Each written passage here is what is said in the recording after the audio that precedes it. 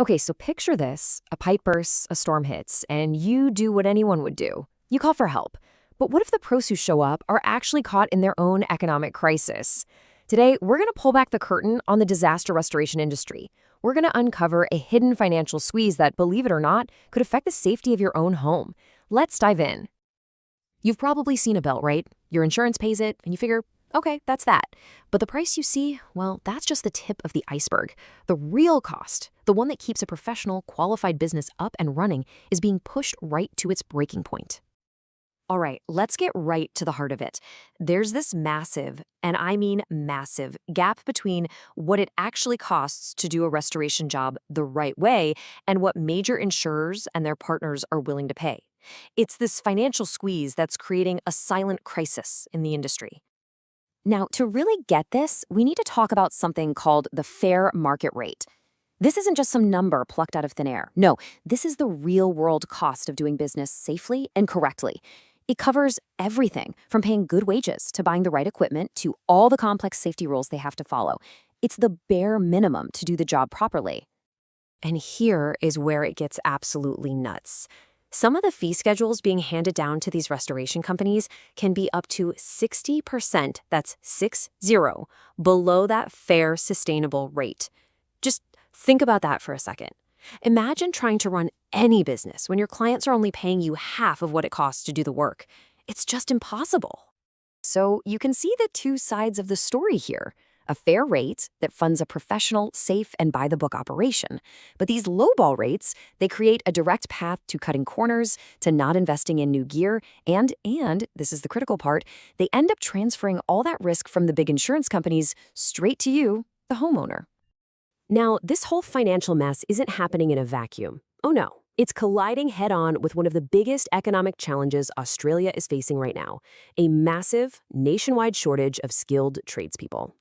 The number is just staggering. Right now, Australia is short 90,000 construction workers. So these restoration companies, they aren't just competing against each other for staff. They're competing with a booming construction industry for the exact same skilled workers. And the struggle to hire people is so real. I mean, look at this. For every 100 trade jobs that get advertised, only 57 of them actually get filled. That means nearly half the jobs stay empty. So when you desperately need a qualified water damage technician, you are basically fishing in a very, very empty pond. So what do you think a shortage like that does to wages? It sends them soaring.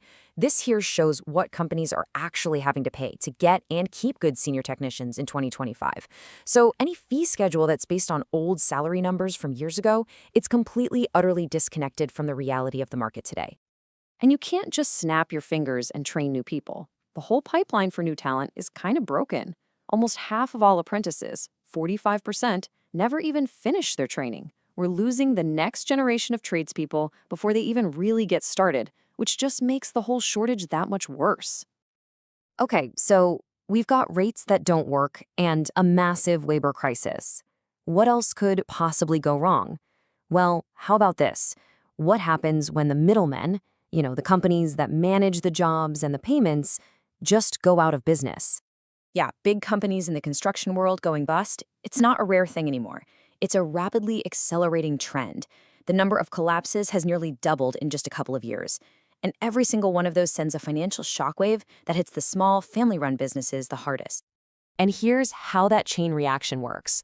A big third-party administrator, a TPA, collapses. Then, boom, all the invoices for jobs that small restoration contractors have already done go unpaid.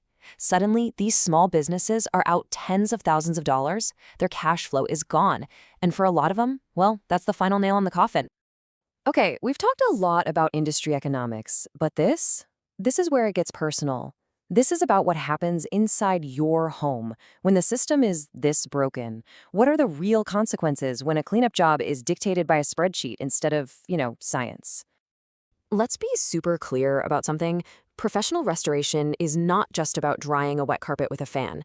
There is a formal Australian standard for this work, and it lays out a highly technical, science-based process.